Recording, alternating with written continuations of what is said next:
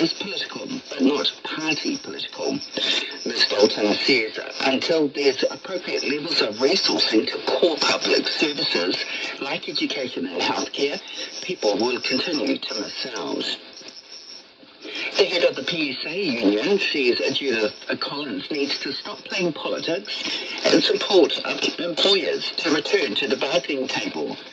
Flo Fitzsimon says ministers need to stop the blame game and take responsibility. The ministers inflamed the dispute, and the government has only itself to blame for the strikes because they have failed to listen properly to the concerns of health workers about safe staffing, about keeping themselves and patients safe and delivering good care.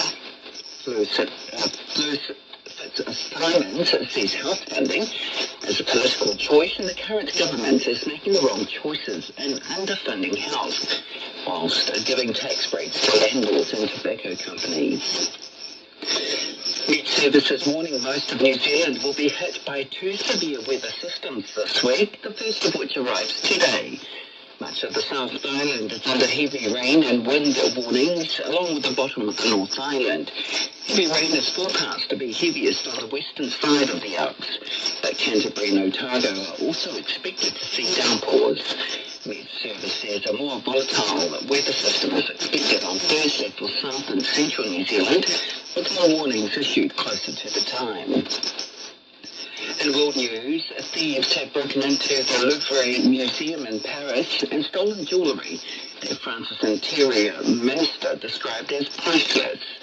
Reports suggest the thieves used an extending ladder mounted on a lorry to get to the first floor gallery. The BBC's Andrew Harding reports from Paris. They clambered up that ladder, 3 or 4 masked thieves, and then they broke into what we understand was a gallery containing essentially France's royal jewels. These were jewels belonging mostly to the Emperor Napoleon and his successors. They then made their way out of the building, back down the ladder, carrying, we understand, about 9 priceless jewels. One of them, we're told, was dropped on the way, and the thieves then made their way out of the area on motorbikes. Organisers estimate 7 million people joined the No Kings demonstrations across the US yesterday, protesting against the Trump administration's policies. People turned out in 2,600 towns and cities, as well as some locations abroad. Kay Albert has more. Rallies in many of the largest cities attracted